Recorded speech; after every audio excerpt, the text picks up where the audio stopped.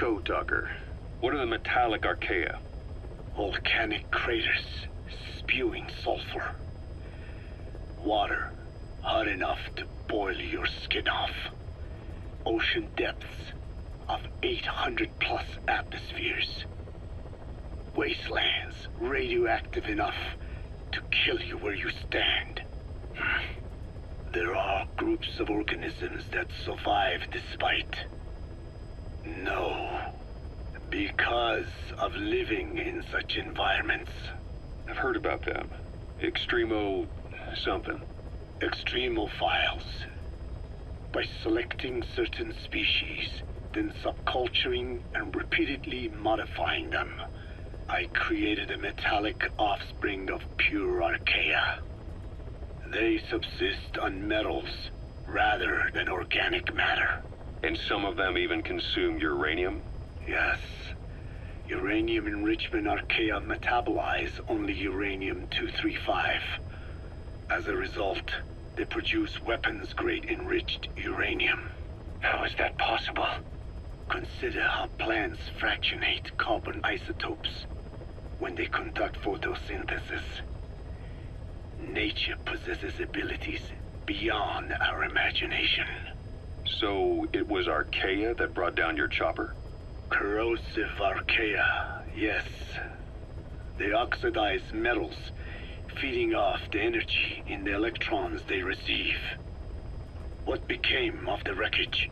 We had the R&D team retrieve samples for study in airtight plastic containers, of course. Prudent. We shall extract Archaea from it in good time. They should help you fight back against Blagana. Any chance we could start now? It doesn't have to be a lot. I might just have another use for them. If it's only a small amount you need. That's fine. I'll get the R&D team to assist. Let's go. South Africa was previously suspected of developing nuclear weapons. It already had a conspicuous presence at the UN because of apartheid and its armed expansionism. But when neighboring Angola and Mozambique became socialist countries in '74, South Africa felt hounded into a corner.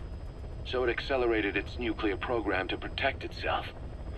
3 years later, the Soviets discovered a test facility, and 2 years after that, an American satellite observed a flash in the southern Indian Ocean.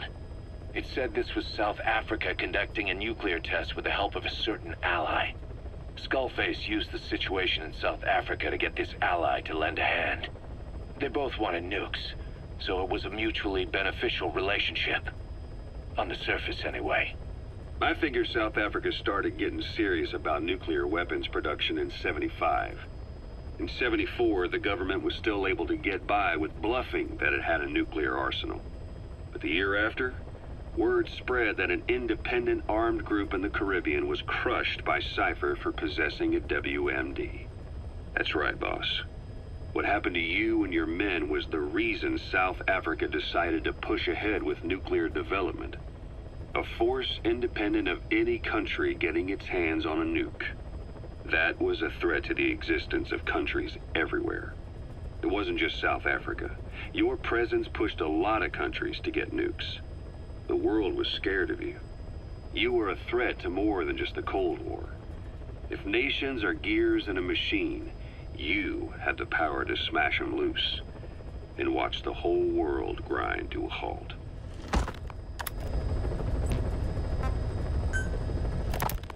Emmerich uses externally powered legs of his own design. It's bionics technology, a product of the U.S. military's failed attempt to develop a powered exoskeleton. All the wearer has to do is apply a little force, and the actuators continue the movement in that direction. But his legs are unique. Instead of using a hydraulic mechanism, the actuators run off metallic Archaea. That increases the actuator's reaction speed and also enables him to lock and release the joints at will. The legs are a nifty little gadget, but they have two clear weaknesses. First, they're dependent on external power, maybe because he built them knowing he couldn't leave his lab. There's no internal battery. That's why they won't work if they aren't plugged in. Second, and this is more than just a weakness, The legs are directly connected to his bones. Could be to minimize signal loss and the orders output to the legs and the drive response from them. Either way, Emmerich has used bolts to attach load-bearing parts directly to his femurs, probably by mimicking surgical treatment for compound fractures and the like.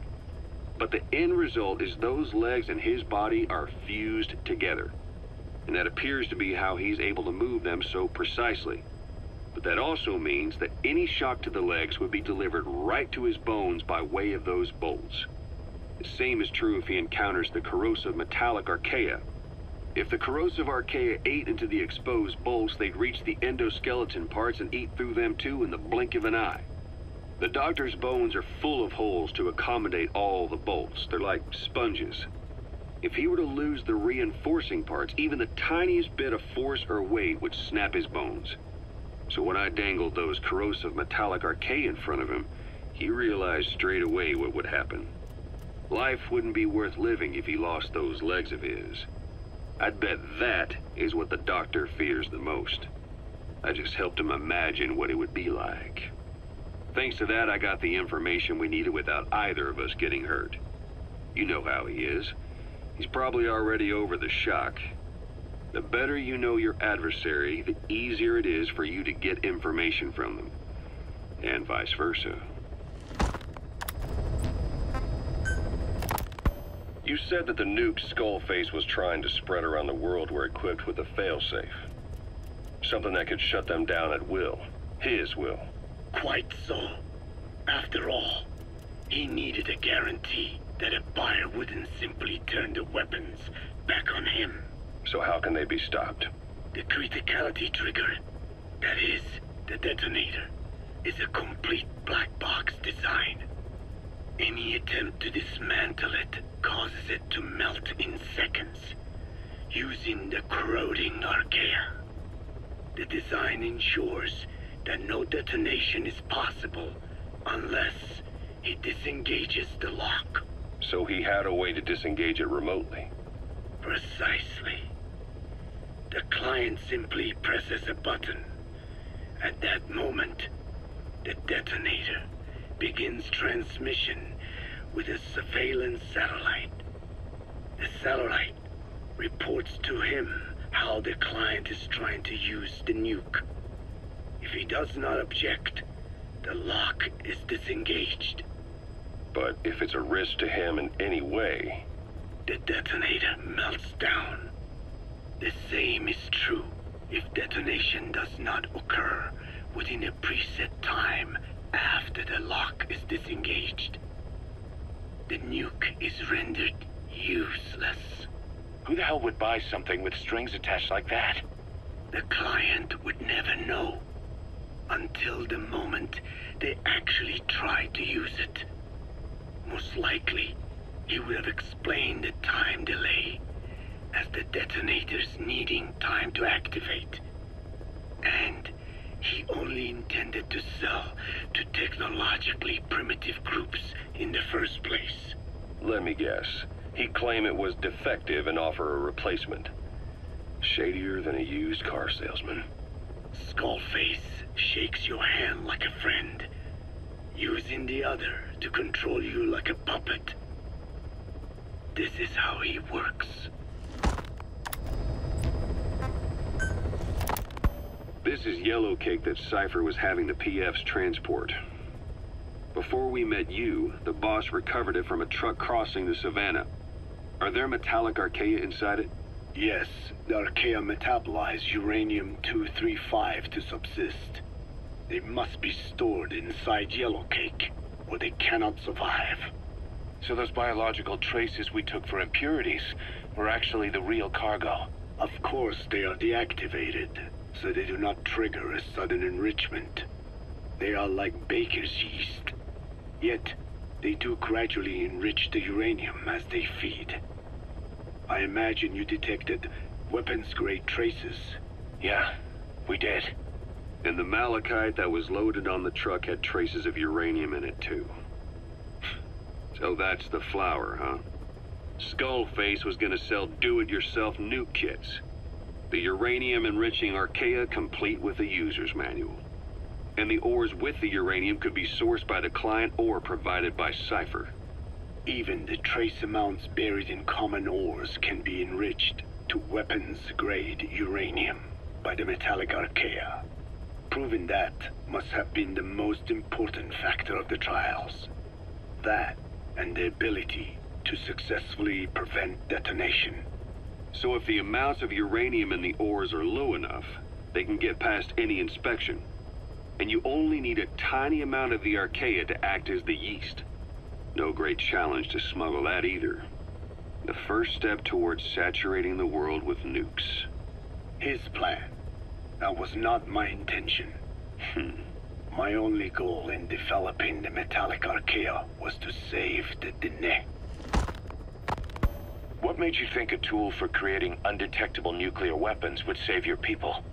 After 70 years, the Dene reclaimed the Navajo nation from which we were banished. We bore all the hardships of poverty, but we were proud to live off the land we called our own. But in the moment the atomic bomb was dropped on Hiroshima, everything changed. I don't get it. The nuclear arms race between the US and the Soviet Union began with the end of the Second World War. Suddenly, there was a massive demand for uranium. And it was our ill fortune that the ground beneath the Navajo Nation was rich with uranium ore. The Black Ana government set up mine after mine, and many of the Dene worked them, never informed of any danger.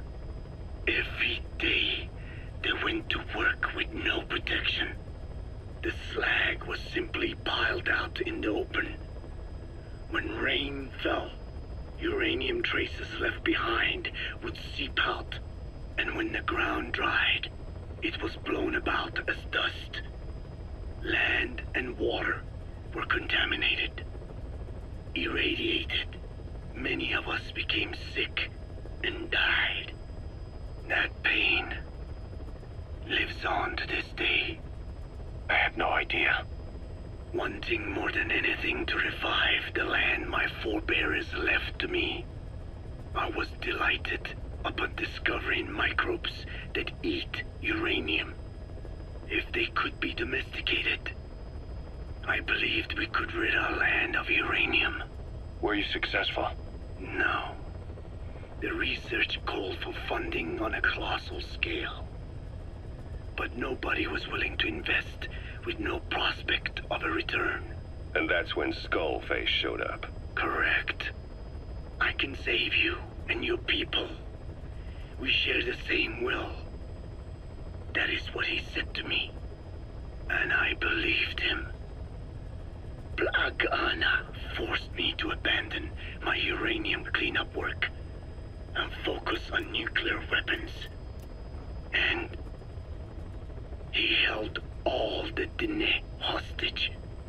Today, the uranium mines within the reservation are finally closing down.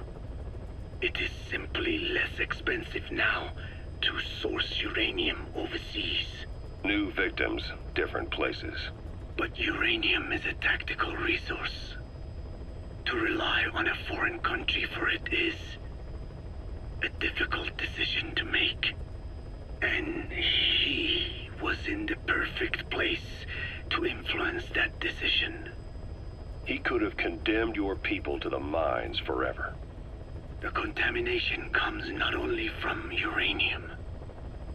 The fallout from the Nevada nuclear tests also settled on our lands. As if our fortune were not already bad enough, we are also downwinders.